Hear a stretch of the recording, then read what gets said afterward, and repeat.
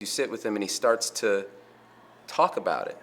And you just go, I want in. Just what do I have to do to be involved with this? And the experience of making it, like, we would be looking at each other on the set, the actors and the crew members, and we go, can you believe we get to do this? Like, this is incredible.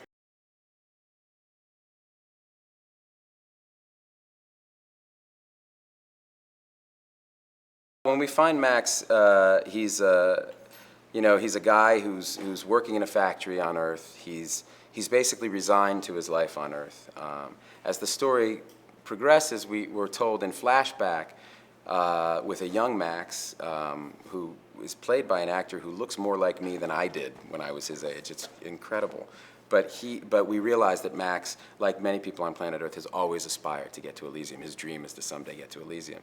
But by the time we find him, he's a guy who's been in and out of prison. Life has beat him up enough that he's kind of resigned to his fate, and he doesn't dream about Elysium anymore.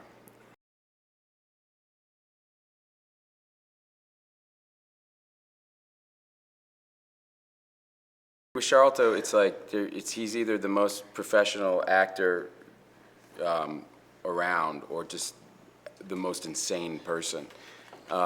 He's really something special, though. What he does, what I love, is what great actors, what Brando and what Daniel Day-Lewis and people like that do, is they're incredibly inventive within the structure of whatever role they're given, and there's just stuff that's so unique. It's just the product of a lot of thought and a lot of attention to detail. Great acting really is all about attention to detail, and the greatest actors pay the most attention to every tiny little detail.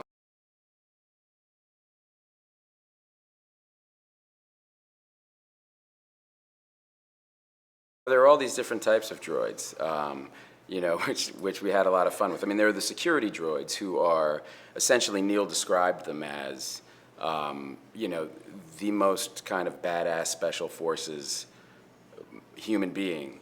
That kind of protocol is put into this droid so that the droid is basically the greatest kind of Delta Force operator, except a lot stronger because they don't have any human, they're made of metal and hydraulic pumps or whatever, and but so they're basically, and he said he wanted them to move like in a way that there's a fight I get in at the dump with one, and Neil explained this thing throws me into the back of a pickup truck from the hood and comes up over the cabin of the truck and then comes down onto me.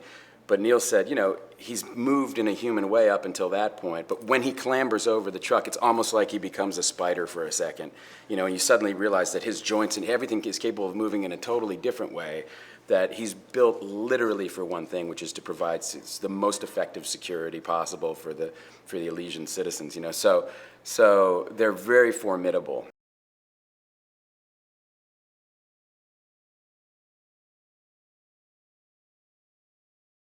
This is a big summer popcorn movie, and like District 9 was. I mean, I went to that movie and I had a blast. I came out and I went, I've never seen a movie like that. I enjoyed every minute of that thing, and I want Elysium to be the same thing, and I think it is. I think it satisfies on all those levels that it needs to satisfy on, and hopefully it's just a big ass-kicking summer movie.